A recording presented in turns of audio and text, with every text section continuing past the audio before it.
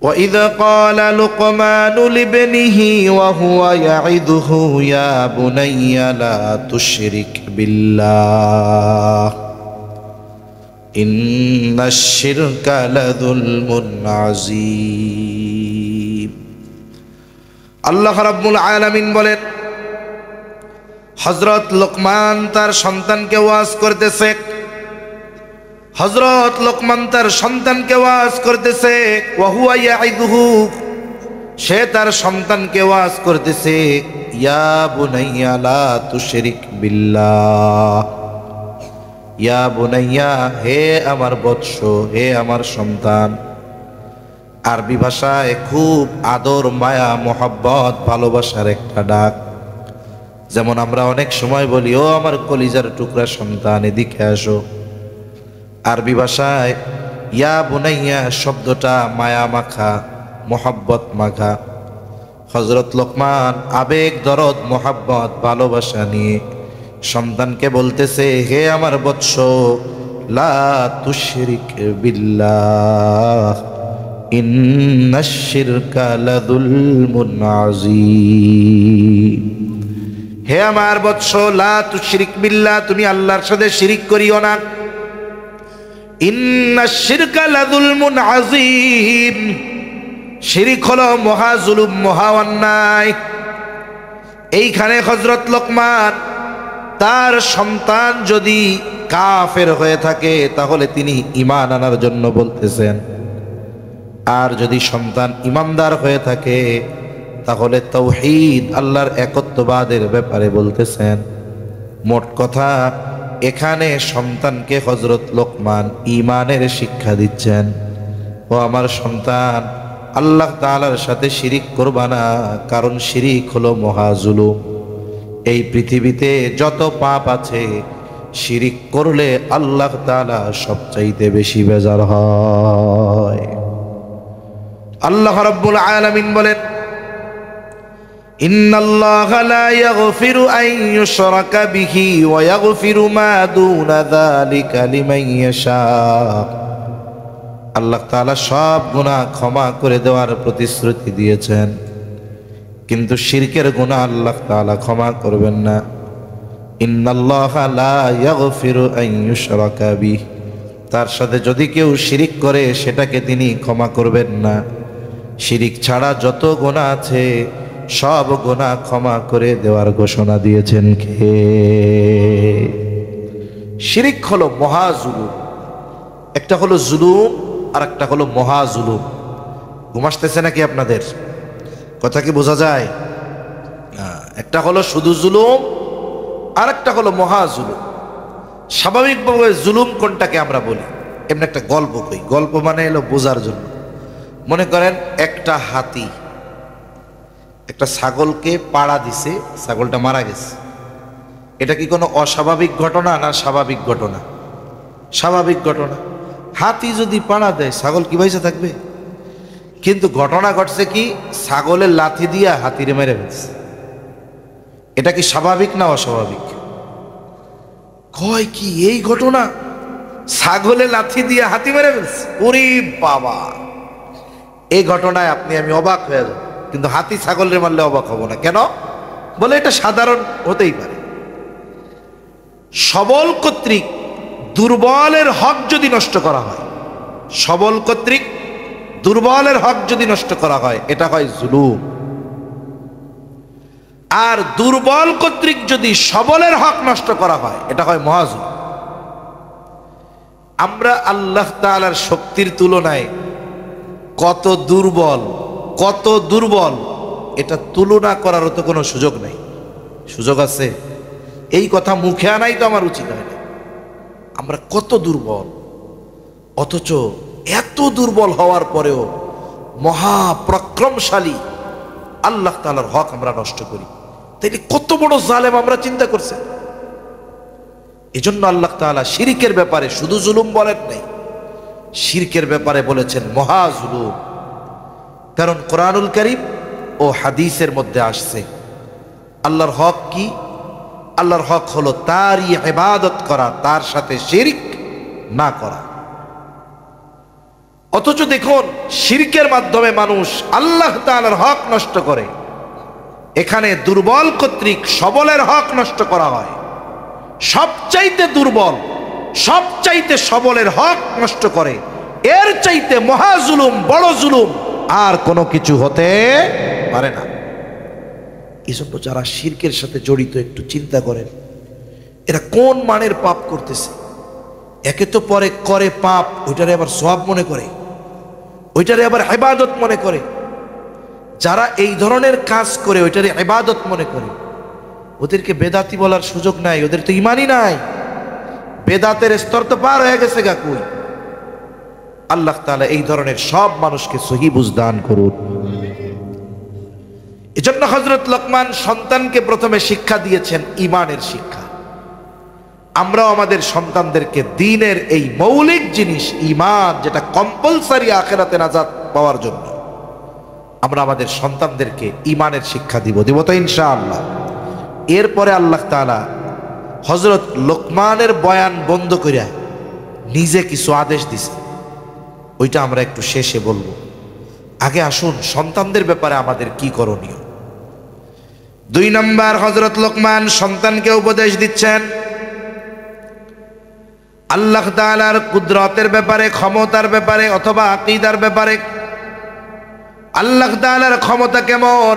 হযরত লোকমান বলতেছে, ইয়া বুনাইয়া ইন্নাহা ইন তাকু মিসকালা হাববাতিন মিন খারদালিন ফাতাকুন ফি সখরাতিন আও ফিস সামাওয়াতি আও ফিল আরদ ইয়াতি বিহাল্লাহ ইন্নাল্লাহা লাতীফুন খবীর। হযরত লোকমান তার সন্তানকে বলে, হে আমার সন্তান, ইন্নাহা, হা দ্বারা উদ্দেশ্য হলো তোমার ওই আমল। মুফাসসিরিনে কেরাম বলেন, হতে পারে আমলটা ভালো, হতে পারে আমলটা মন্দ। আমলটা ভালো হোক আর মন্দ হোক, তোমার ওই আমলটা ইন তাকু মিসকালা হাববাতিন মিন খারদাল, যেই আমলটা তুমি করেছো আর আমলটার পরিমাণ হলো সরিষা দানার মতো, তাহলে তোমার ওই আমলটা, যেই আমলটা সরিষা দানা পরিমাণ হোক, তা ভালো বা মন্দ, এই আমলটা তুমি কোথায় করছো? বলে ফাতাকুন ফি সখরা, যদি পাথরের মধ্যেও করে থাকো, আও ফিস সামাওয়াত, আসমানেও যদি করে থাকো, আও ফিল আরদ, জমিনেও যদি করে থাকো, আসমানে করো, জমিনে করো, আর পাথরের মাঝে করো, সরিষা দানা, ওই আমলটা কিয়ামতের দিন যিনি হাজির করবেন তিনি কে? এই আয়াতের তাফসিরে হযরত আনাস রাদিয়াল্লাহু তাআলা আনহু বলেন, রাসূলুল্লাহ সাল্লাল্লাহু আলাইহি ওয়াসাল্লাম বলেছেন, যদি কেউ এমন কোন পাথরের মধ্যে আমল করে, বলে কেমন পাথর? বলে যেই পাথরের দরজাও নাই, জানালাও নাই, পাথরের ভেতরে যাওয়ার ব্যবস্থা যদি না থাকে, বাইর হবে কেমনে? কিছুই নাই। এই অসম্ভবকে সম্ভব করেও যদি কোনো ব্যক্তি ওই পাথরের মধ্যে আমল করে, বলে তার ওই আমলটা যদি সরিষা দানা পরিমাণ হয়, ওই আমলটা সরিষা দানা পরিমাণ নয়, বরং তার চাইতেও যদি ক্ষুদ্র হয়, কিয়ামতের দিন শুধু ওই আমল না, ওই আমল করনেওয়ালাকে তার আমল সহ হাজির করবেন কে?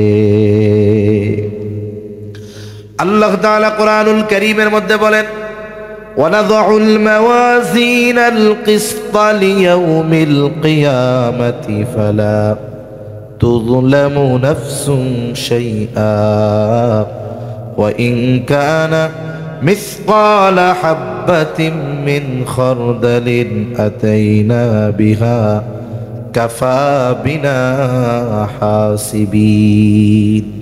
আল্লাহ তাআলা বলেন, আমি কিয়ামতের দিন ন্যায় বিচারের আদালত প্রতিষ্ঠা করব। মাওয়াজিনাল কিসতা লিয়াউমিল কিয়ামাহ ফালা তুযলামু নাফসুন শাইআ। আল্লাহ তাআলা জানায় দেন, সেই দিন কারো উপরে কোনো বিচার করা হবে না, জুলুম করা হবে না। যে যেটা প্রাপ্য সেটাই তাকে দেওয়া হবে।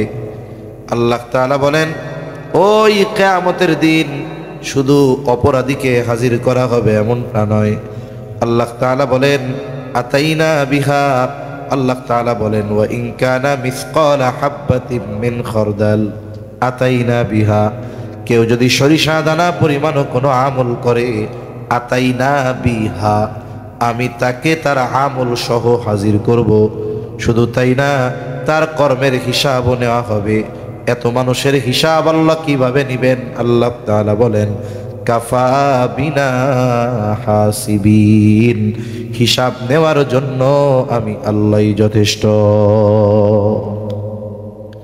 কারো দিলের মধ্যে যদি এই চিন্তা থাকে যে আমি যত ছোট আমল করি না কেন, যত ছোট পাপ করি না কেন, দুনিয়ার কেউ না দেখলেও না জানলেও জানেন কে, দেখেন কে, এই বিশ্বাস যদি আমি আপনি আমার আপনার সন্তানের দিলের মধ্যে ছোটবেলা থেকে গাইথা দিতে পারি, বাচ্চারা কেমন বলেন তো? এই সাদা কাপড়ের মতো, কাগজের মতো, আপনি এখানে যা লিখবেন কালি দিয়ে তাই দেখা যাবে।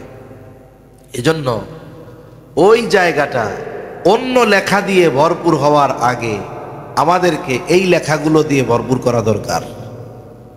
তাহলে ওর হৃদয়ে আল্লাহর একত্ববাদের বিশ্বাস, আল্লাহর কুদরতের ব্যাপারে বিশ্বাস গেঁথে যাবে। ও যেখানেই যাক ও চিন্তা করবে, আমি যে গুনাহ করব, আল্লাহ তো দেখবেন, শুধু দেখবেন তা না, এটা তো আবার আল্লাহ কিয়ামতে হাজির করবে, এটার হিসাব আমাকে দিতে হবে। এই যে তার চিন্তা, এটা তাকে পাপ কর্ম থেকে বেঁচে থাকতে সাহায্য করবে, ঠিক কিনা বলেন? এজন্য এ চিন্তা সবার মধ্যে থাকা দরকার যে আমি আমার কাজগুলো যত ছোট হোক না কেন, এটা যদি আমি পাথরের মধ্যেও করি সেটার খবর আল্লাহ তাআলার কাছে আছে। এই কথাই হযরত লোকমান বলেন, ফাতাকুম ফি সাখরাহ আও ফিস সামাওয়াতি আও ফিল আরদি ইয়াতি বিহাল্লাহ, তোমার ওই আমলটা যদি পাথরের মধ্যেও করো, আসমানেও করো, জমিনেও করো, আল্লাহ তাআলা হাজির করবে। কেন? ইন্নাল্লাহা লাতীফুন খাবীর, আল্লাহ তাআলা হলেন সূক্ষ্মদর্শী, এমন কোনো খবর নাই তার অজানা। আল্লাহ তাআলার কাছে সব খবর আছে। সূক্ষ্ম থেকে সূক্ষ্মাতীত বিষয়ের ব্যাপারে যিনি অবগত তিনি কে? মহাসমুদ্রের মধ্যে বলা হয় সবচাইতে গভীরতম জায়গা, যে জায়গা প্রায় 13-14 কিলোমিটার গভীর। সূর্যের আলো যত প্রখর হোক না কেন, 300-400 মিটারের নিচে আর সূর্যের আলো যায় না। এরপর থেকে আমাবস্যার অন্ধকারের চাইতে অন্ধকার, একেবারে সমুদ্রের তলদেশে ওই জায়গায় নিমেষ কালো অন্ধকার, ওর মধ্যেও সমুদ্রের তলদেশে কিছু প্রাণী চলাচল করে। বলে কিছু প্রাণী তো এত ক্ষুদ্র যেটা মানুষ তার চোখ দিয়া দেখতে পারে না, মাইক্রোস্কোপ লাগায়া দেখতে হয়। বলে আমার আপনার রব এমন সূক্ষ্মদর্শী, এমন দেখনেওয়ালা, এমন শ্রবণ করনেওয়ালা, বলে যেইটা আমি আপনি চোখ দিয়াও দেখতে পারি না, ওই প্রাণীটা চলে, ওটাকেও যিনি দেখেন সাথে সাথে ওই রব ওই প্রাণীর চলাচলের আওয়াজটাও মালিক শুনতে পায়। কই যাবেন? ওয়াহুয়া মাকুম আইনামা কুনতুম, আছে সব সময় রব আমার আপনার সাথে। আমি আপনি এই পৃথিবীর কোনো জায়গা নাই যেই জায়গা গিয়ে পাপ করলে আল্লাহ দেখবে না, আছে নাকি এরকম? নাই। এই চিন্তা, এই বিশ্বাস আমাদের মধ্যে যদি ঢোকানো যায়, সন্তানদের মধ্যে যদি ঢোকানো যায়, দেখবেন এর চরিত্র কত উন্নত, কত শীর্ষ পর্যায়ে আস্তে আস্তে ওর চরিত্র উন্নত হয়, এটা কল্পনাও করা যাবে না। এজন্য মানুষ উত্তম চরিত্রের অধিকারী কে হয় দেখবেন না? যে যত মুত্তাকি। আপনারা তো বাংলাদেশের সব আছে, এ লাইনের লোক আছে, বি লাইনেরও লোক আছে, ঠিক না? সব বড় বড় তো চট্টগ্রামে আছে। তাকওয়ার লাইনেও যারা, সম্পদের লাইনে, পাপের লাইনে, শিরকের লাইনে, সব বড় বড়গুলো আছে না চট্টগ্রামে? যেহেতু বাংলাদেশের শীর্ষস্থানীয় বুজুর্গ ওলামা একরাম আপনাদের চট্টগ্রামে আছে, এনাদের দিকে খেয়াল করবেন। যে যত তাকওয়ার দিক দিয়ে শীর্ষে, তার চারিত্রিক দিক দিয়ে তিনি তত তত উচ্চতায়। আল্লাহ সুবহানাহু ওয়া তাআলা আমাদের সব কিছুর ব্যাপারে তিনি জানেন। এই শিক্ষা আমাদের সন্তানদের দিতে হবে। এরপরে হযরত লোকমান সন্তানদেরকে ইবাদতের শিক্ষা দিচ্ছেন। ইবাদত, হযরত লোকমান বলেন, ইয়া বুনাইয়া আকিমিস সালাতা ওয়া'মুর বিল মা'রুফি ওয়ানহা আনিল মুনকার ওয়াসবির আলা মা আসাবাকা ইন্না যালিকা মিন আজমিল উমুর। হযরত লোকমান এবার সন্তানকে বলে, আমার বৎস, আকিমিস সালাহ, নামাজ কায়েম করো। সাথে সাথে সামাজিক ইবাদতের কথা শিক্ষা দিচ্ছেন যে ওয়া'মুর বিল মা'রুফি ওয়ানহা আনিল মুনকার, ভালো কাজের আদেশ করো, অসৎ কাজের নিষেধ করো। মনে রাখতে হবে, আপনার টাকা আছে, ক্ষমতা আছে, 6 মাস পর পর উমরায় যান, বছরে বছরে হজে যান, কিন্তু আপনার টাকাও আছে, ক্ষমতাও আছে, সামাজিকভাবে অন্যায় হয়, অপরাধ হয়, এটা আপনি প্রতিহত করেন না, মানুষকে ভালো কাজের আদেশ দেন না, অসৎ কাজ থেকে ফিরায় রাখেন না। মনে রাখতে হবে, আপনাকে আমাকে এই কারণে কিয়ামতে আল্লাহর সামনে জবাবদিহিতার কাঠগড়ায় দাঁড়ানো লাগবে। এই উম্মত শ্রেষ্ঠ উম্মত, আমরা হলাম শ্রেষ্ঠ উম্মত। কিসের ভিত্তিতে? মানুষ আশরাফুল মাখলুকাত, সৃষ্টির শ্রেষ্ঠ জীব, কিন্তু যেটার ঈমান নাই ওইটাও তো মানুষ। ওর অবস্থা তো আল্লাহ কোরআনে জানায়া দিছে, চতুষ্পদ জানোয়ারের চাইতে ওইটা খারাপ। এই উম্মত শ্রেষ্ঠ উম্মত কিসের ভিত্তিতে, কখন এই শ্রেষ্ঠত্ব অর্জন হবে? আল্লাহ তাআলা বলেন, কুনতুম খায়রা উম্মাতিন উখরিজাত লিন-নাসি তা'মুরুনা বিল মা'রুফি ওয়া তানহাউনা আনিল মুনকার ওয়া তু'মিনুনা বিল্লাহ। কুনতুম খায়রা উম্মাহ, তোমরা শ্রেষ্ঠ উম্মত। উখরিজাত লিন-নাস, তোমাদেরকে মানুষের জন্য বের করা হয়েছে, তার মানে মানুষের কল্যাণের জন্য। কিসের মধ্যে কল্যাণ? সেই কল্যাণকর কাজটা কি? তা'মুরুনা বিল মা'রুফ ওয়া তানহাউনা আনিল মুনকার, ভালো কাজের আদেশ করা আর অসৎ কাজের নিষেধ করা। আল্লাহ তাআলা বলতেছে, তা'মুরুনা বিল মা'রুফ, তোমরা সৎ কাজের আদেশ দাও, ওয়া তানহাউনা আনিল মুনকার, মন্দ কাজ থেকে মানুষকে বিরত রাখো। মনে রাখতে হবে, মন্দ কাজ থেকে বিরত রাখার মাধ্যমে মানুষ তার ঈমানের স্তর নির্ণয় করতে পারে। কারণ হাদিসের মধ্যে আসছে, নবীজি সাল্লাল্লাহু আলাইহি ওয়াসাল্লাম বলেন, মান রাআ মিনকুম মুনকারান ফালইউগাইয়িরহু বিয়াদিহি ফাইন লাম তাস্তাতি' ফাবিলিসানিহি ফাইন লাম তাস্তাতি' ফাবিকলবিহি ওয়া যালিকা আযআফুল ঈমান। নবীজি সাল্লাল্লাহু আলাইহি ওয়াসাল্লাম বলেন, মান রাআ মিনকুম মুনকারান ফালইউগাইয়িরহু বিয়াদিহি, যখন তোমরা কেউ কোনো অন্যায় দেখবা, এখন ওই অন্যায় প্রতিহত করার মতো ক্ষমতা আছে, তার জন্য দায়িত্ব কি? বলে সে এই কাজটাকে ঘুরাইয়া দিবে। ফালইউগাইয়িরহু বিয়াদিহি, পরিবর্তন করে দিবে নিজের হাতে। বুজুর্গানে দিন বলেন, এর অর্থ বন্ধ করবে না, কি কইছে? পরিবর্তন করবে। তার মানে ওইখানে হইতেছিল মন্দ কাজ, ওই মন্দ কাজরে পরিবর্তন করতে হবে ভালো কাজের দ্বারা। কথা বুঝেন নাই? যার পাওয়ার আছে, ক্ষমতা আছে করার, সেটা করবে। এখন এই ক্ষমতা তার নাই, সে বন্ধ করতে পারবে না, ওইটারে পরিবর্তনও করতে পারবে না। যদি বন্ধ করতে যায়, পরিবর্তন করতে যায়, ও জীবন নাশের আশঙ্কা আছে, পরিবারের নিরাপত্তা শেষ হয়ে যাবে। এখনো কি করবে? নবী বলেন, ফাইন লাম তাস্তাতি' ফাবিলিসানি, জবানের দ্বারা বাধা প্রদান করবে। জবানের দ্বারা কেমনে করবে? বুজুর্গানে দিন বলেন, এটা তো অবস্থার আলোকে বলতে হবে। যেই জায়গায় কড়া ভাষায় বলা যায়, ওই জায়গায় কড়া ভাষায় বলতে হবে। যে জায়গায় কড়া ভাষায় করলে মুসিবত, কাজ হবে না, ওই জায়গায় নরম ভাষায় বলতে হবে। মুক্তাজায়ে হাল। অবস্থা বুঝে কথা বলতে হবে। এজন্য কোন জায়গায় কোন কথা কোন পদ্ধতিতে উল্টাপাল্টা হইলে ঝামেলা আছে না, আগে তো অবস্থা পর্যবেক্ষণ করে এরপরে বলতে হবে। এখানে নরম দিয়ে বললে কাজ হবে, আপনি নরম দিয়ে বলেন। এখানে গরম বললে অসুবিধা নাই, আপনি তাদের ধমক দিয়ে বুঝায় বলেন। এখন সে জবান দিয়ে বলতে সক্ষম নয়, ফাইল্লাম তাস্তাতিয়া ফাবিকলবি, এটাতে সে সক্ষম নয়, কি করবে?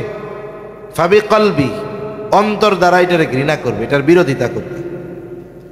একটা অন্যায় এক এলাকায় সংগঠিত হচ্ছে, মনে করেন ওই এলাকায় আপনিও আছেন আমিও আছি।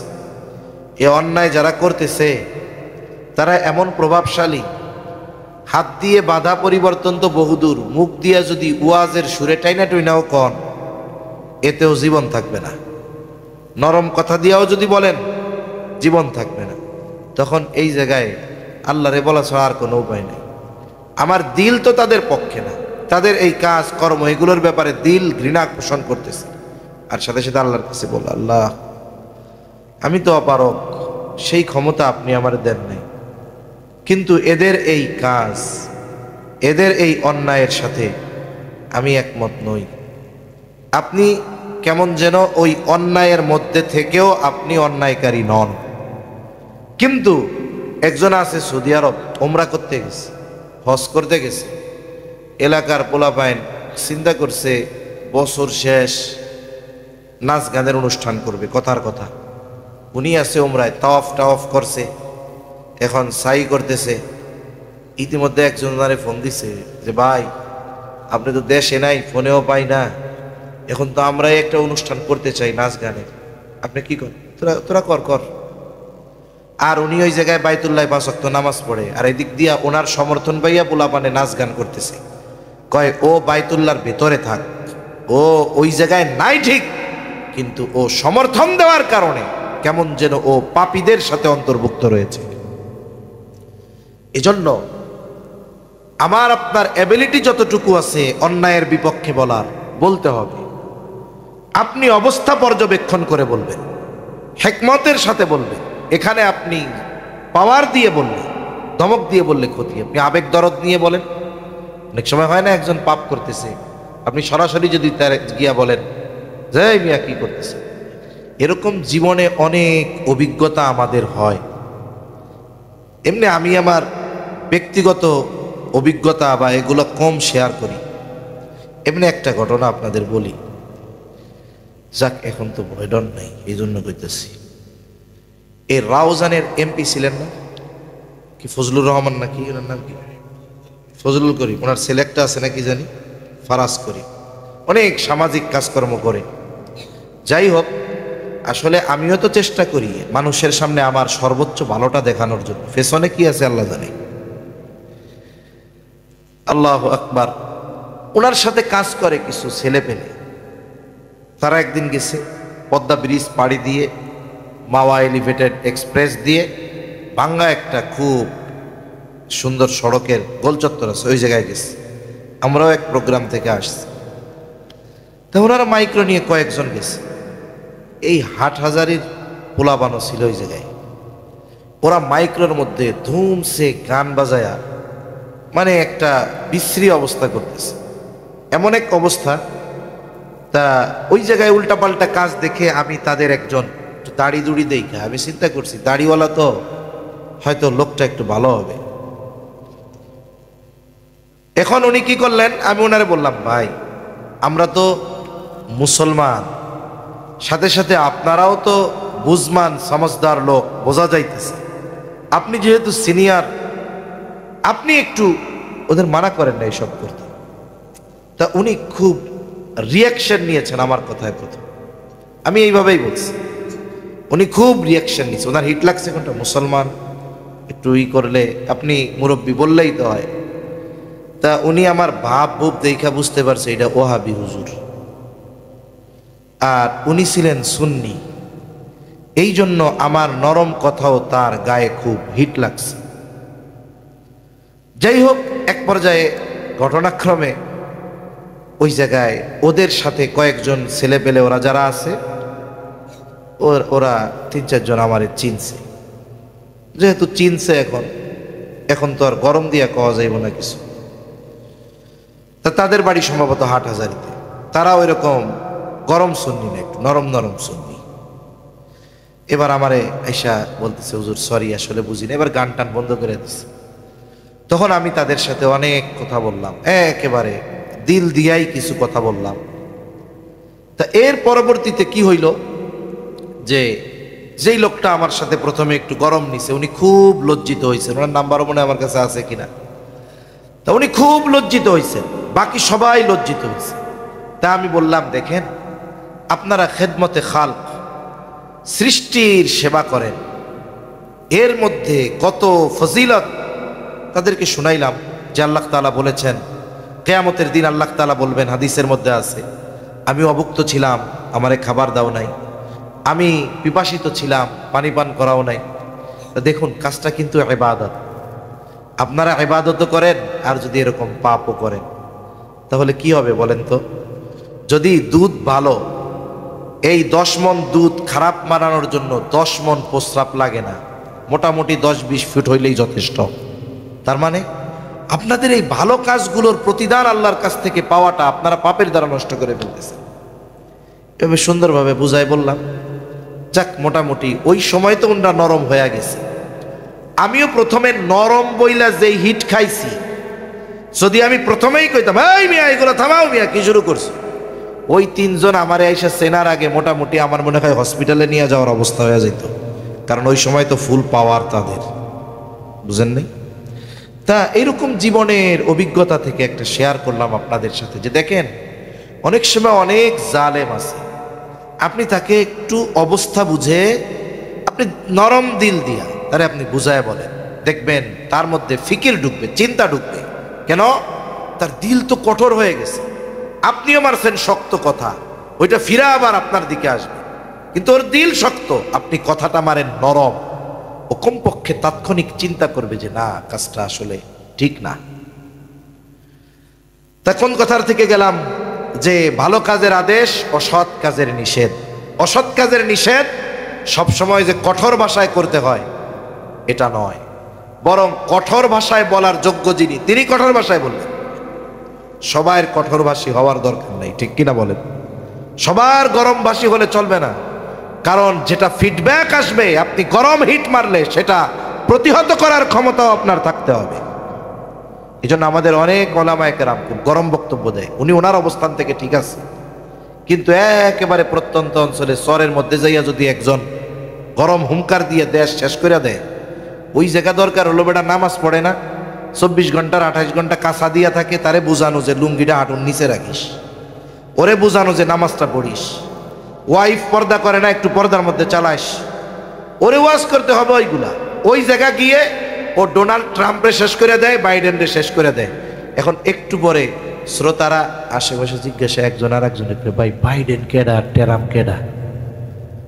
এই জন্য পরিবেশ যেমন, দাওয়াতের পদ্ধতিটাও ওরকম হবে। এই জন্য নবীজির যে জেহাদ, এটাও দাওয়াতের অংশ। এটা শুধু যুদ্ধ জেহাদ নয়, এটা যেমন জেহাদ অনুরূপভাবে নবীজির দাওয়াতি কর্মসূচির একটা অংশ, কারণ ওই জায়গায় এইটার দাওয়াত দরকার। আবার নবীজি দেখেন দিল নরম করা কত কথা দিয়ে নবী দাওয়াত দিয়েছেন।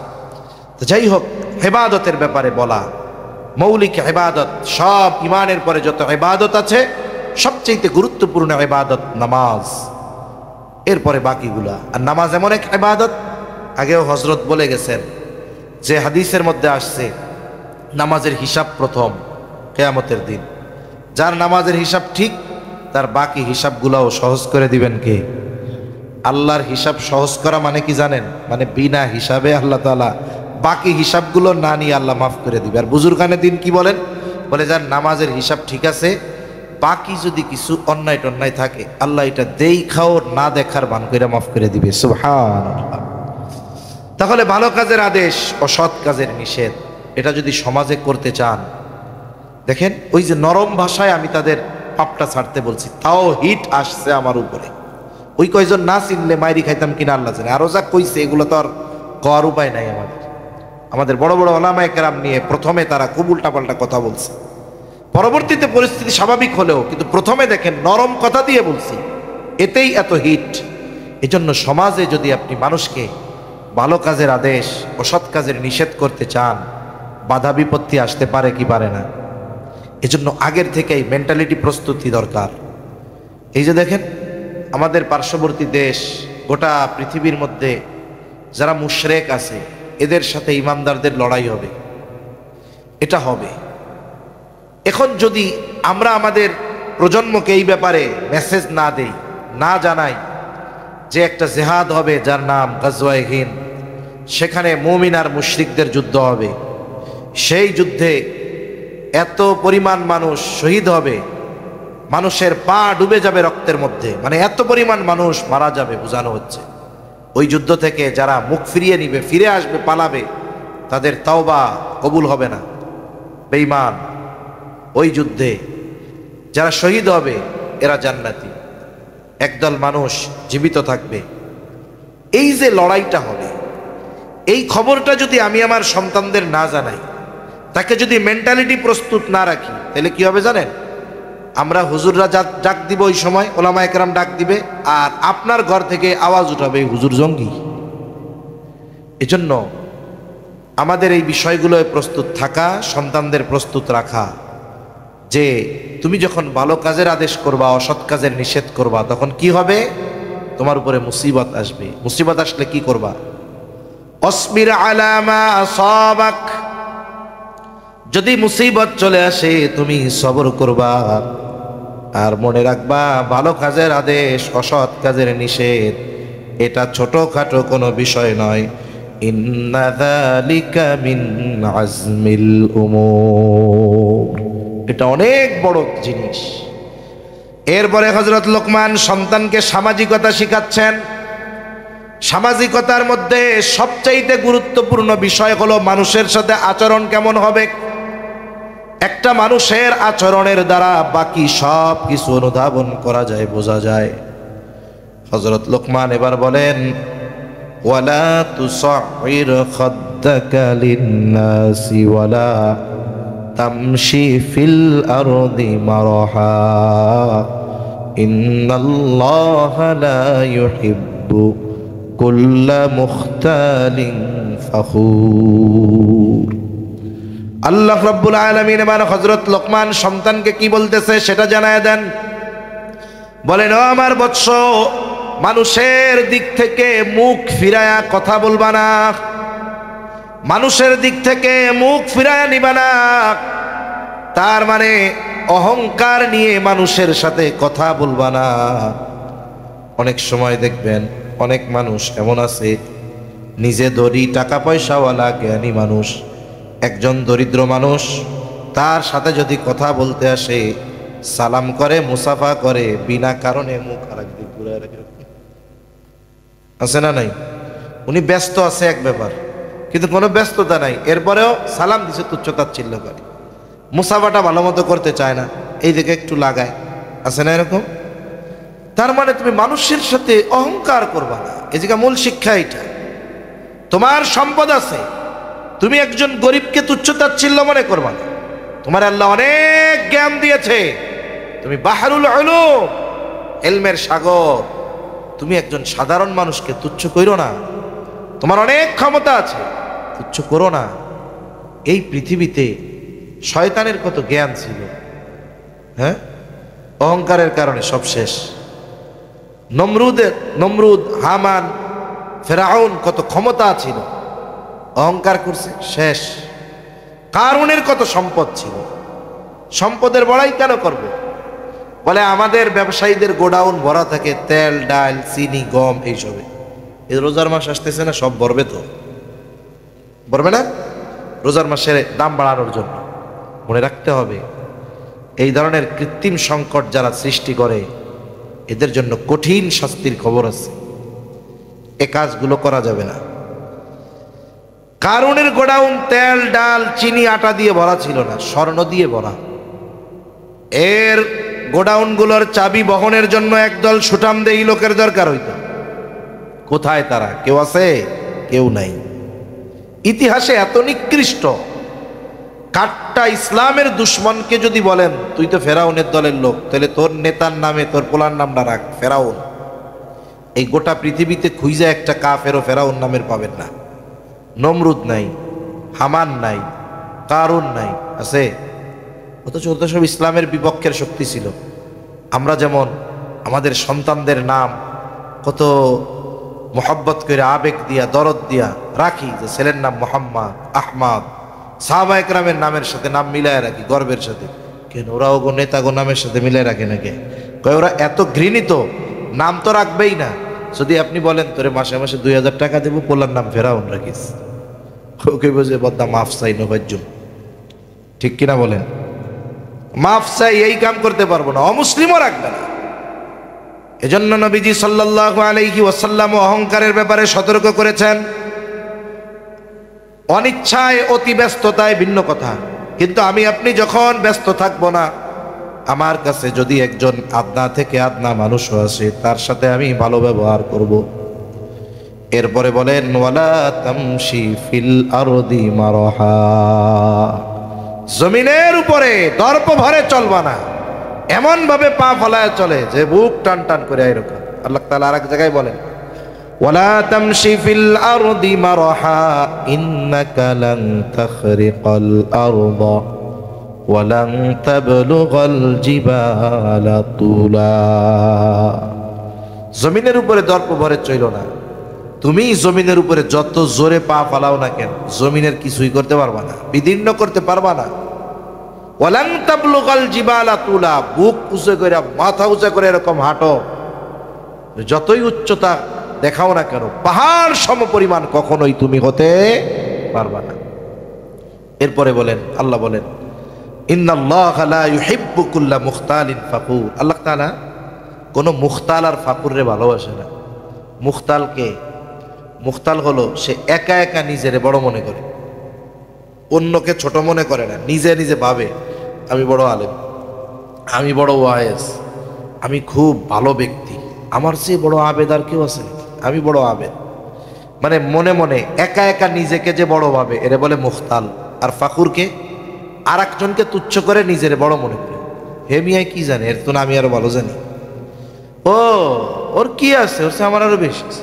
আর বেটা ও ডেইলি কয় রাকাত নফল পড়ে, আমি দৈনিক রাতে তাহাজ্জুদ পড়ি 100 রাকাত। এরকম বুজুর্গ আমাদের দেশে ছিল না? মানুষ মেরে তাহাজ্জুদ। এখন চিন্তা করেন, একজনকে তাচ্ছিল্য করে তুচ্ছ করে নিজের বড় মনে করে, বলে এটা হলো ফাকুর, অহংকারী। আর আল্লাহ রাসূল সাল্লাল্লাহু আলাইহি ওয়াসাল্লাম বলেন যার অন্তরে যাররা পরিমাণ অহংকার আছে, লা ইয়াদখুলুল জান্নাতা মান কানা ফি কলবিহি মিসকালা হাববাতিন মিন কিবর, যার অন্তরের মধ্যে যাররা পরিমাণ অহংকার আছে সে জান্নাতে প্রবেশ করবে না। এজন্য সন্তান, আপনি কোটিপতি হন, ভালো ব্যবহার শেখাতে হবে। যে সমাজের গরিব মানুষ, অসহায় মানুষ, এদেরকে তুচ্ছ তাচ্ছিল্য করে কথা বলবা না। তোমার ল্যান্ড ক্রুজার গাড়ি আছে, তুমি রিক্সাওয়ালারে হিংসা করবা না, এগুলো শেখাতে হবে সন্তানদের। সাথে সাথে ওয়াকসিদ ফি মাশিকা ওয়াগদুদ মিন সাউতিক ইন্না আনকারাল আসওয়াত লাসাউতুল হামির। হাঁটবে কেমনে? হাঁটার ক্ষেত্রে মধ্যপন্থা অবলম্বন করতে হবে। নাসারাদের গ্রুপ একটা আছে, একেবারে হাঁটবে এরকম এরকম, ওরকমও না, তাড়াহুড়োও না, কারণ ছাড়া মধ্যম পন্থা অবলম্বন করে হাঁটতে হবে। আর কণ্ঠস্বর উচ্চ করার ব্যাপারে মানা করা হয়েছে, ওয়াগদুদ মিন সাউতিক, তোমার কণ্ঠকে অবনমিত রাখো। বিনা কারণে চেঁচামেচি করে কথা বলা যাবে না। কেন? কিছু মানুষ আছে দ্বীনের ব্যাপারে গলার আওয়াজ উচ্চ হয় না, দুনিয়ার ব্যাপারে গলা ফাটাইয়া কথা কইতে পারে, আছে না নাই? এইসব মানুষের কণ্ঠস্বরের ব্যাপারে বলা হচ্ছে ইন্না আনকারাল আসওয়াত লাসাউতুল হামির, সবচাইতে নিকৃষ্ট আওয়াজ হলো গাধার আওয়াজ। এখন দেখুন, আপনি আপনার সন্তানকে ঈমান শেখালেন, তাওহীদ, ঈমান তাওহীদ শেখালেন, আকীদা বা আল্লাহর কুদরত শেখালেন, তাকে আপনি ব্যক্তিগত ইবাদত সাথে সাথে সামাজিক ইবাদত শেখালেন। 4 নাম্বার, আপনি তাকে মানুষের সাথে আখলাক, আচার আচরণ, আখলাক শেখালেন। এইভাবে আপনি তারে গড়ে যদি তুলেন কি হবে? আল্লাহ তাআলা ওই যে হযরত লোকমান বলছে যে সন্তানরে ওয়াজ করছে শিরিক কইরো না, শিরিক হলো মহা জুলুম।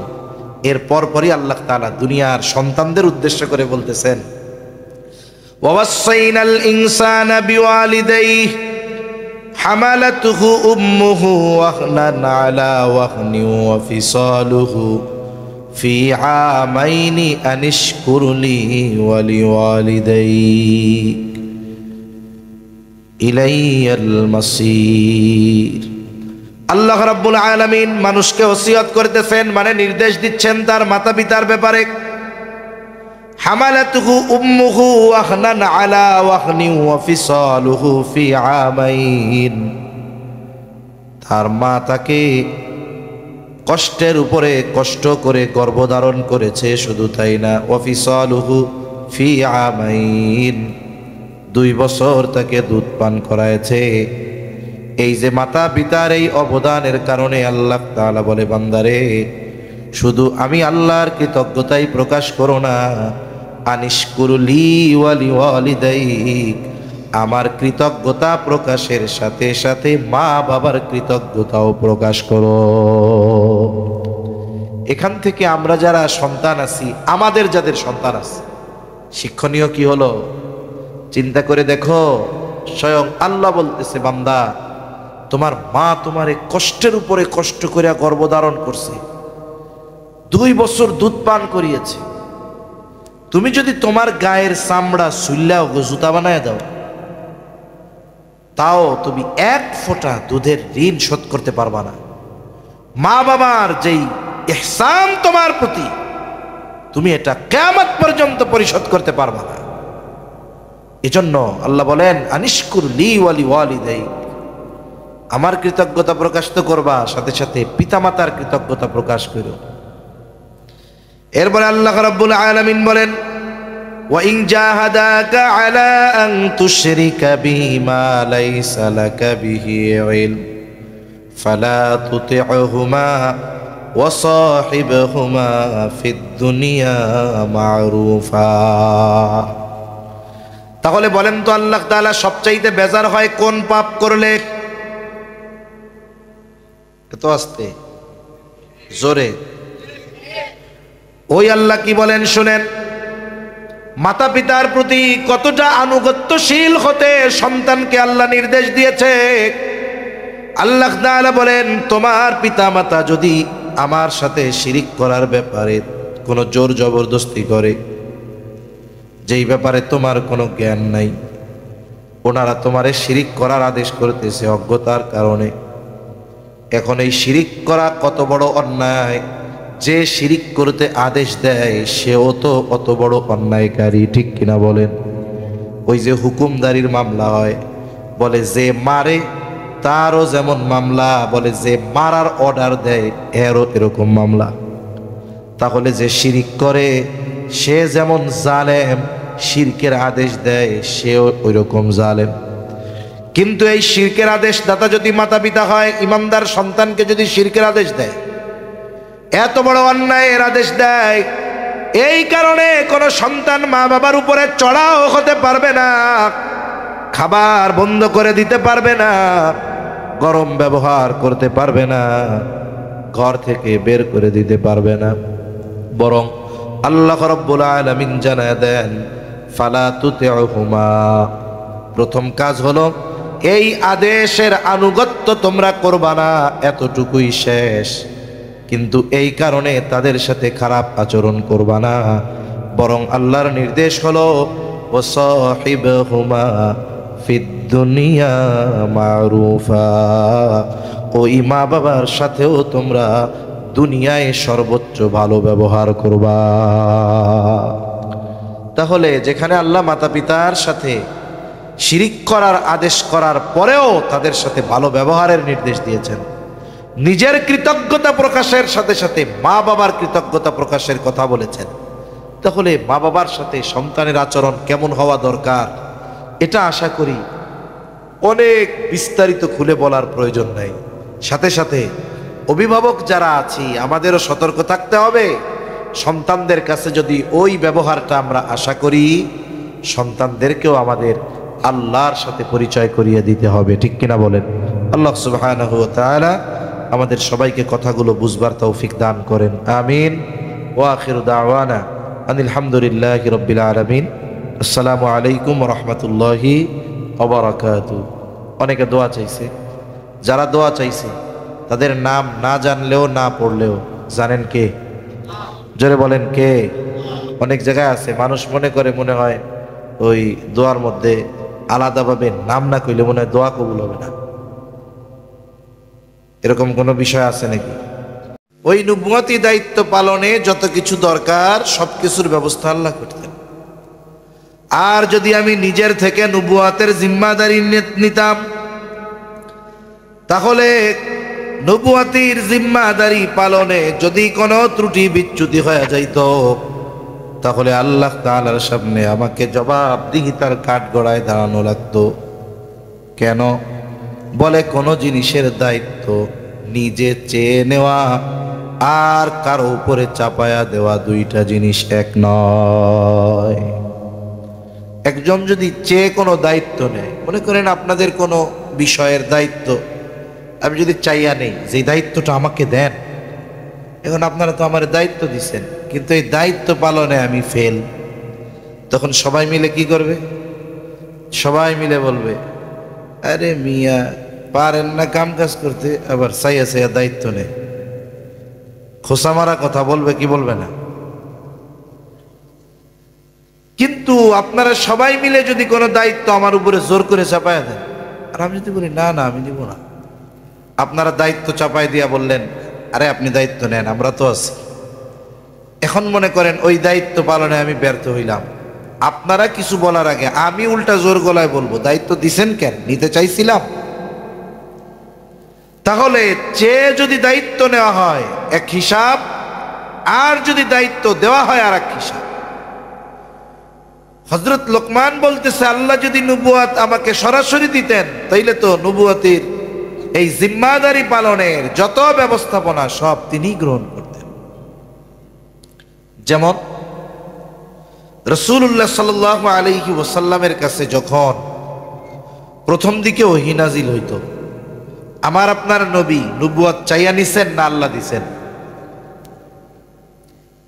বোঝানোর জন্য বলতেছি আর কি, যতজন নবী সবাইরে আল্লাহ নবুয়তি দিছে, কেউ চাইয়া নেয় নাই। কিন্তু এরপরেও একটা জিনিস বোঝানোর জন্য বলতেছি, নবীজি সাল্লাল্লাহু আলাইহি ওয়াসাল্লাম প্রথম দিকে যখন ওহী নাজিল হতো, জিবরাইল আলাইহিস সালাতু ওয়াস সালাম বারবার যখন ওহী নিয়ে আসতেন, জিবরাইল আলাইহিস সালাম ওহী পাঠ করে শুনাইতেন, আর নবীজি সাথে সাথে জবান আওড়ানো শুরু করে দেন, মানে শুনতেন সাথে সাথে তিনি পড়তেন। কেন? যাতে করে ওনার পড়াটাও ঠিক হয়ে যায়, আবার কোনো কিছু যেন ছুটে না যায়। এই চিন্তায় চিন্তিত আমার আপনার নবী, আল্লাহ রাব্বুল আলামিন এই অবস্থা তো জানেন, কারণ তিনি অন্তরের খবরও জানেন। এইবার আল্লাহ তাআলা আমার আপনার নবীজিকে বলতেছে, লা তুহাররিক বিহি লিসানাকা লিতা'জালা বিহি ইন্না আলাইনা জামআহু ওয়া কুরআনা ফাইযা ক্বরা'নাহু ফাত্তাবি' কুরআনা সুম্মা ইন্না আলাইনা বায়ানা। আল্লাহ রাব্বুল আলামিন বলেন, লা তুহাররিক বিহি লিসানাকা লিতা'জালা বিহি, আপনি তাড়াহুড়ো করবেন না, আপনার জবান আপনি বারবার আওড়াবেন না। কি করবেন? আল্লাহ তাআলা জানায় দেন, হাবিব আপনি তো এই তাড়াহুড়ো করেন, বারবার জবান আউড়িয়ে পড়েন, আপনি মনে করতেছেন এগুলোকে আপনি সংরক্ষণ করতে পারবেন না, না জানি কোনোটা ছুটে যায়, না জানি কোনোটা হারা যায়। ও আমার হাবিব, আপনার তাড়াহুড়ো করারও প্রয়োজন নাই, বারবার জবান আওড়ানোর দরকার নাই। কেন? কারণ আল্লাহ তাআলা বলেন, ইন্না আলাইনা জামআহু ওয়া কুরআনা, আপনাকে এটা পড়ায়া দেওয়ার এবং এটা জমা করার, সংরক্ষণ করার দায়িত্ব আমি আল্লাহ। আপনি পড়েন যাতে করে পড়াটা ঠিক হয়ে যায়, আবার তাড়াহুড়ো করেন যাতে করে এটা না ছুটে যায়। পেরেশানি কত! পড়া শুদ্ধ হইতে হবে, আবার এটারও সংরক্ষণ করতে হবে, বলে আপনার এটা কিছুই করা লাগবে না, আপনি নড়াচড়া করবেন না জিহ্বা বারবার, তাড়াহুড়ো করবেন না, চিন্তার কোনো কারণ নাই। এটা জমাও আমি করব, আবার এটা শুদ্ধভাবে পড়ায়া দেওয়ার ব্যবস্থাও আমি করব। সুবহানাল্লাহ বলেন। এখন কি করবেন আপনি? আল্লাহ তাআলা বলেন, ফাইযা ক্বরানাহু ফাত্তাবি' কুরআনা। যখন আপনার সামনে এগুলো পড়া হয়, আমি আপনার সামনে এগুলো পড়ি, আপনি তখন এটা শুনবেন, এটার অনুসরণ করবেন। মানে জিবরাইল আলাইহিস সালাম যখন আমার পক্ষ থেকে ওহী নিয়ে আপনাকে তিলাওয়াত করে শোনায়, আপনি তার তিলাওয়াত শুনবেন। এরপরে আল্লাহ তাআলা বলেন, হাবিব, শুধু যে আমি কোরআন হেফাজত করব, শুদ্ধভাবে পড়ায়া দিব তা নয়, সুম্মা ইন্না আলাইনা বায়ানা। এই যে কোরআনের ব্যাখ্যা, এটাও হেফাজত করার, শিখিয়ে দেওয়ার দায়িত্ব আমি আল্লাহ। এজন্য কোরআনুল কারীমের শুধু শব্দাবলী যেগুলো, এগুলোই সংরক্ষিত তা নয়। কোরআনের লেখা, অর্থ, সাথে সাথে ব্যাখ্যা, এগুলো সব আল্লাহ তাআলা হেফাজতের দায়িত্ব নিয়েছেন। এই জন্য দেখেন না, পৃথিবীর কোথাও কোনো ব্যক্তি যদি কোরআনের অপব্যাখ্যা করে, সারা দুনিয়ার মুহাক্কিক উলামায়ে কেরাম ওই অপব্যাখ্যাকারীর বিরুদ্ধে প্রতিবাদ করে, ঠিক কিনা বলেন? কারণ সঠিক ব্যাখ্যা কোনটা এটাও আল্লাহ জানায় দিয়েছে। তা যে কথার থেকে গেলাম, যে যখন আল্লাহ তাআলা কাউকে নবুয়ত দেন, ওই নবুয়তের জিম্মাদারি পালনের জন্য যত কিছু দরকার সব ব্যবস্থাপনা আল্লাহ তাআলাই করেন। হযরত লোকমান এই জন্য বলতেছে যে দেখো, আমি যদি নবুয়ত চায় নিতাম এক হিসাব, কিন্তু যদি আল্লাহ দিয়ে দিতেন তাহলে তো সব কিছু ব্যবস্থাপনা আল্লাহ গ্রহণ করতেন। প্রত্যেকটা নবী পরিপূর্ণ হিকমতওয়ালা। হযরত লোকমান এই দৃষ্টিকোণ থেকে নবুয়ত গ্রহণ না করে হিকমত গ্রহণ করেছেন। উনি একজন প্রজ্ঞাবান ব্যক্তি ছিলেন। ওনার প্রজ্ঞাপূর্ণ কর্ম, কথা ওই জাহেলিয়াতের সময়ও লোকমুখে এটা ছিল, চলন ছিল। ওনার ব্যাপারে তাফসীরে আসছে, শুরুতেই উনি এত সুখ্যাতি অর্জন করেছেন এমনটা নয়। উনি এক সময় ছাগল চড়াইতেন, ছাগল। একদিন হযরত লোকমানের মালিক মনিব এসে বলে, ও লোকমান, তুমি আমার জন্য একটা ছাগল জবাই করবা এবং ছাগলের সর্বোৎকৃষ্ট অংশ আমার সামনে হাজির করবা। হযরত লোকমান একটা ছাগল জবাই করলেন। ছাগলের হৃৎপিণ্ড আর জিহ্বা, এই দুটি অংশ নিয়ে তিনি মালিকের সামনে হাজির করলেন, রাখলেন। বলতেছে, মনিব, এই দুটা হলো সর্বোৎকৃষ্ট অংশ। মনিব আবার নির্দেশ দিল, লোকমান, আর একটা ছাগল জবাই করবা, আর ছাগলের সবচেয়ে নিকৃষ্ট অংশ আমার সামনে হাজির করবা। হযরত লোকমান আর একটা ছাগল জবাই করলেন এবং হৃৎপিণ্ড আর জিহ্বা, এই দুইটা অংশ নিয়ে আবার মালিকের সামনে হাজির হইলেন। মালিক বলে, লোকমান, তুমি কি আমার সাথে মজা করো নাকি? সর্বোৎকৃষ্ট অংশ আনতে বললাম, এই দুইটা এনেছ। সবচাইতে নিকৃষ্ট অংশ আনতে বললাম, এই দুইটাই আনছো, হৃৎপিণ্ড আর হলো জিহ্বা। এইবার হযরত লোকমান বলে, মনিব, কারো যদি অন্তর আর জিহ্বা ভালো হয়ে যায়, তার সব কিছু ভালো হয়ে যায়, আর যার এই দুইটা জিনিস খারাপ হয়ে যায়, সে সবচাইতে খারাপ হয়ে যায়। এইরকম প্রজ্ঞাপূর্ণ কর্ম, কথা ওনার জবান থেকে বাইর হইত। তা আল্লাহ তাআলা একটা সময় ওনার এত খ্যাতি দিয়েছেন। এখন তো ওয়াজের জন্য আয়োজন লাগে, ওয়াজ করার জন্য আয়োজন লাগে না? আবার সব আয়োজন হইলেও হয় না, চেহারাও অনেক পরিচিত দরকার হয়। এখন তো আমরা কোরআন হাদিসের জন্য ওয়াজ শোনার চাইতে আমরা ব্যক্তি নির্বাচন করে কথা শুনি। যাক, সেটাও যদি আল্লাহর জন্যই হয় তাহলে তো ভিন্ন কথা। ওয়াজের জন্য আয়োজন দরকার, লাইটিং, প্যান্ডেলিং, মাইকিং, কত কিছু লাগে। বসার ব্যবস্থা, কত জায়গায় খানার ব্যবস্থাও থাকে। এরপরেও মানুষ উদাসীন। কিন্তু হযরত লোকমান নিজের বাড়ির সামনে ওয়াজ করতেন পৃথিবীর বিভিন্ন প্রান্ত থেকে। ওই সময় তো এত আধুনিক সিস্টেম কল্পনাই করা যায় না, অথচ আল্লাহ তাআলা খ্যাতি কোথায় পৌঁছিয়ে দিয়েছেন। বিভিন্ন প্রান্ত থেকে পৃথিবীর হযরত লোকমানের বয়ান শোনার জন্য তার বাড়িতে যাইতো মানুষ। প্রত্যেক দিন নির্দিষ্ট সময় উনি ওয়াজ করতেন। একদিন শত শত মানুষ তার সামনে ওয়াজ করবেন তিনি। এর মধ্যে হঠাৎ একজন লোক দাঁড়ায় বলতেছে,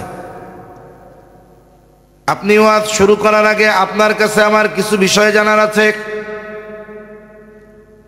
এইবার লোকটা প্রশ্ন করতেছে, আপনি কি সেই লোকমান যে এক সময় আমার সাথে ছাগল চড়াইতো, রাখালগিরি করতো? সামনে হাজার হাজার ভক্ত। এখন সে যদি বলে হ্যাঁ আমি রাখাল ছিলাম, এটা তো তার প্রেস্টিজে লাগবে, এটা আমাদের চিন্তাধারা। কিন্তু হযরত লোকমান সাথে সাথে বললেন, হ্যাঁ আমি সেই লোকমান যে এক সময় ছাগল চড়ানোর কাজ করেছে। এবার বলতেছে, কোন কারণে আল্লাহ তাআলা আপনাকে এত সম্মান দিল? উনি কয়েকটা কথা বলেছেন, যে অহেতুক কথাবার্তা বর্জন করা, অহেতুক মজলিস বর্জন করা, এই ধরনের কয়েকটা বিষয়ের কথা উল্লেখ করে তিনি বলেন, আল্লাহ তাআলা এই কারণে হয়তো আমাকে এত সম্মান দান করেছে। অনর্থক কথা কাজ পরিহার করা, এগুলোর দ্বারা হয়তো আল্লাহ তাআলা আমাকে এই সম্মান দান করছে। এখানে একটা বিষয় শিক্ষণীয়, মূলত এই বিষয়ের কথাটাই আল্লাহ উল্লেখ করতেছে। একজন মানুষ হিকমত, জ্ঞান, ইলম এগুলাও নেয়ামত। আমরা তো বুঝি না, ওই যে বললাম শুরুতে যে টাকা পয়সাই আমরা শুধু নেয়ামত মনে করি, কিন্তু দ্বীনের বুঝ, ইলমের মতো দৌলত পাওয়া, এটা বড় এক নেয়ামত। হযরত লোকমানকে আল্লাহ তাআলা হিকমত দিয়েছেন, এটা আল্লাহর পক্ষ থেকে হযরত লোকমানের জন্য বড় এক নেয়ামত। উচিত কি, নেয়ামত পেয়ে কেউ শুকরগুজার হয় আর কেউ ফখর করনেওয়ালা হয়। শুকর, এতে আল্লাহ খুশি হয়, ফখর, এতে আল্লাহ বেজার হয়। এখন কে শুকরগুজার আর কে ফখর করনেওয়ালা কেমনে বুঝবেন? একজন মানুষ যখন ইলম অর্জন করে, ইলম অর্জনের সাথে সাথে যদি তার বিনয় বাড়ে, আর নমনীয়তা আরো বাড়ে, বুঝতে হবে আল্লাহর বান্দা শুকরগুজার। কারণ এক গাছে যত ফল ধরে গাছ তত বিনয়ী হয়। আর অহংকারীকে বলে ওইটা পাইছে ঠিক, কিন্তু এটা তাকে বিনয়ী বানায় নাই, বরং তার অহংকারী বানায় ফেলছে। এখন সে কি করে, দূর বেটা, ও কি পারে উঠছে, আমি আরো ভালো পারি।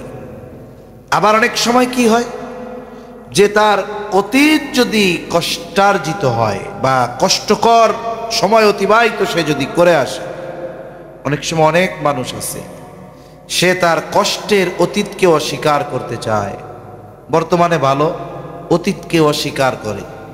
এটা খুব খারাপ বিষয়। যেমন বনি ইসরাইলের 3 জন রোগীর ঘটনা আছে না? আল্লাহ তাআলা পরীক্ষা নিতে চাইছে। একজনের কি ছিল, চামড়ায় কুষ্ঠরোগ, আর একজন ছিল টাকলু, আর একজন চোখে দেখে না। আল্লাহ তাআলা তাদের পরীক্ষা নিতে চাইছে। এখন যে কুষ্ঠরোগী, ওর কাছে ফেরেশতা আসছে মানুষের বেশ ধরে, আইসা ওর দুঃখের কথা শুনতেছে। তা বলতেছে, কি চাও? বলে, আল্লাহ যদি আমার চামড়াটা সুন্দর করে দিত, মানুষ আমার কাছে আসে না, আমার সাথে কথা বলে না, ঘৃণা করে, তাহলে আমার কতই না ভালো হইতো। এইবার ফেরেশতা আল্লাহর কাছে দোয়া করছে, ভালো হয়ে গেছে। সাথে সাথে বলতেছে, একটা গর্ভবতী উট দিয়ে যে ধরো, এটা দিয়ে তুমি তোমার জীবিকা নির্বাহ করো। এরপরে গেছে টাকলুর কাছে, অনেক আগে পড়ছি তো, ওরে দেয় বলতেছে, কি দুঃখ তোমার? বলে, না আমার চুল টুল গজায় না, মানুষ আমারে ঘৃণা করে।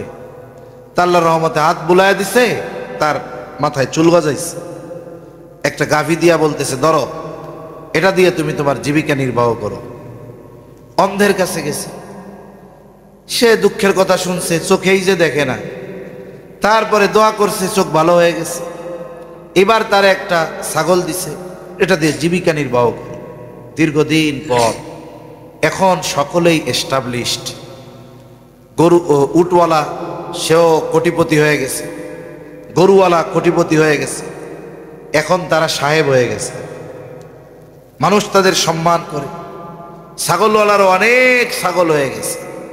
আল্লাহ তাআলা আবার পরীক্ষার জন্য পাঠাইছে।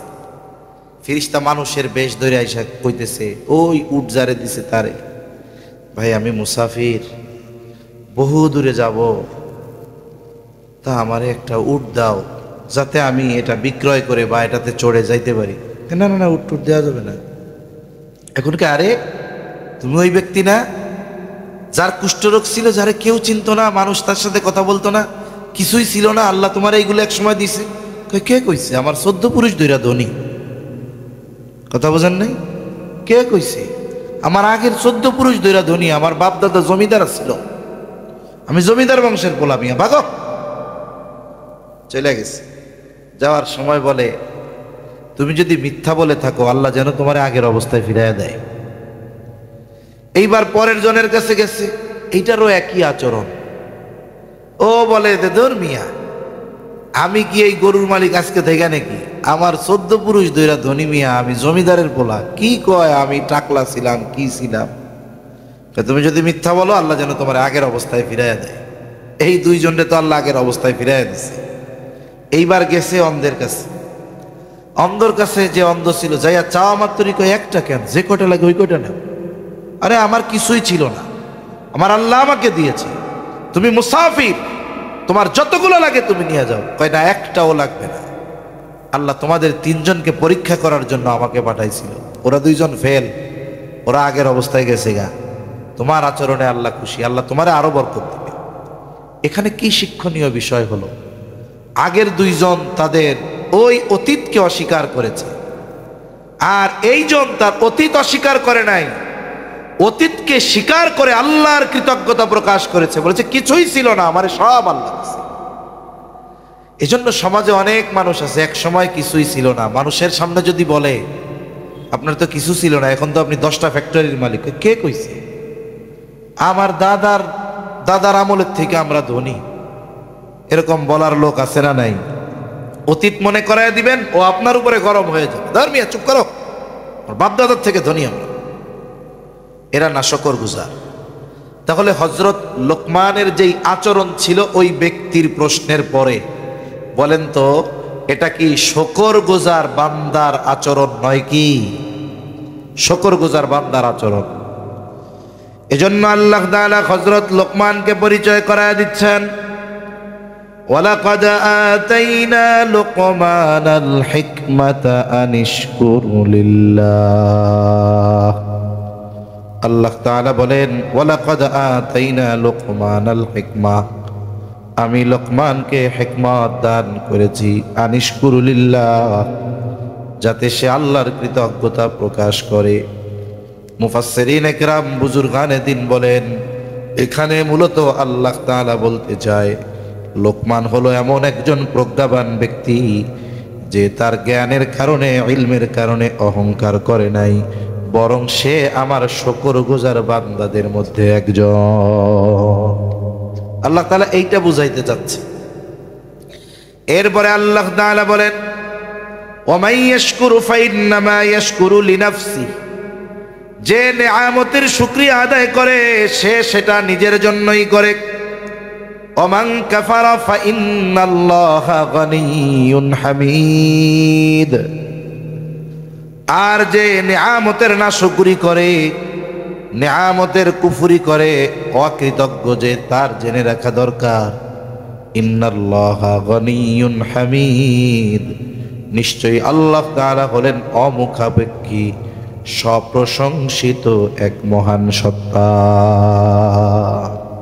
তার মানে আমরা যদি আল্লাহর কৃতজ্ঞতা প্রকাশ না করি, এতে আল্লাহর কোনো লস নাই।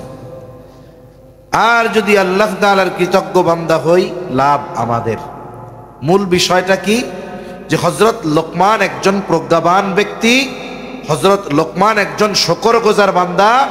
এই পরিচয় কোরআনুল কারীমে হযরত লোকমানের এই পরিচয় যিনি করিয়ে দিলেন তিনি কে? জোরে বলেন কে? আল্লাহ। হাটাজারির মুহতামিম সাহেব হুজুর দামাত বারকাতুহুমুল আলিয়া যদি এক ব্যক্তির পরিচয় করায় দেওয়ার কারণে তার কথা, কর্ম, ব্যক্তিত্বের মূল্যায়ন যদি আমাদের কাছে হয়ে যায়, যার পরিচয় স্বয়ং করিয়ে দিয়েছেন আহকামুল হাকিমিন, তাহলে সেই ব্যক্তির কথা, সেই ব্যক্তির কর্ম বা ওই ব্যক্তির ব্যক্তিত্ব সম্পর্কে আমাদের কতটুকু চিন্তা ভাবনা করা দরকার আশা করি আপনারা কম বেশি বুঝতে পারছেন ইনশাআল্লাহ। এখন আসেন, এখন ওনার কথাটার মূল্যায়ন আমাদের কাছে বেশি হওয়া দরকার আগের চাইতে। ইনি এনার সন্তানদেরকে নসিহত করতেছেন। মনে রাখতে হবে, সন্তানদের নসিহতের ভাষা হয় নরম। নসিহতের ভাষা কি হয়? ওয়াজের ভাষা নরম হয়, উপদেশের ভাষা কঠিন হয়। এখন আমরা সন্তানদেরকে সবসময় উপদেশ দেই, ওয়ার্ডার করি, কিন্তু তাদেরকে আমরা নসিহতের সুরে আবেগ, দরদ, মোহাব্বত দিয়ে বলি না, যার কারণে ফায়দা কম হয়। একটা শক্ত মাটি আপনি যদি ওইটাকে দেয়ালে মারেন ওটা ফিরে আসবে, কিন্তু আপনি যদি নরম কাদা দেয়ালে মারেন ওটা লেগে থাকবে। কথাও অনেক সময় শক্ত হয়, কথা অনেক সময় নরম হয়। শক্ত কথা অনেক সময় মারার সাথে সাথে ফিরে চলে আসে, ওটাকে সে গ্রহণ করে না, ধারণ করে না, কারণ ও শক্ত, দেয়ালও শক্ত, কথাও শক্ত, একটা আর একটারে হিট করে আরো দূরে চলে যায়। কিন্তু ও শক্ত হোক, কথা যদি নরম হয়, দেয়াল শক্ত হোক, মাটি যদি কাদা হয়, মারবেন তো দেয়ালের সাথে লেগে থাকবে, ঠিক না? কথা যদি নরম হয়, ওর দিল শক্ত, কিন্তু কথা নরম হওয়ার কারণে এই কথা ওর দিলের সাথে যা লেগে যাবে। আমরা আমাদের সন্তানদেরকে সবসময় কঠোর কথা দ্বারা উপদেশ দেই, যার কারণে উপদেশ যত দেই এই পরিমাণ ফায়দা হয় না। হযরত লোকমানের ভাষাটা কি? কোন ভাষায় তিনি সন্তানকে উপদেশ দিচ্ছেন? আল্লাহ তাআলা বলেন,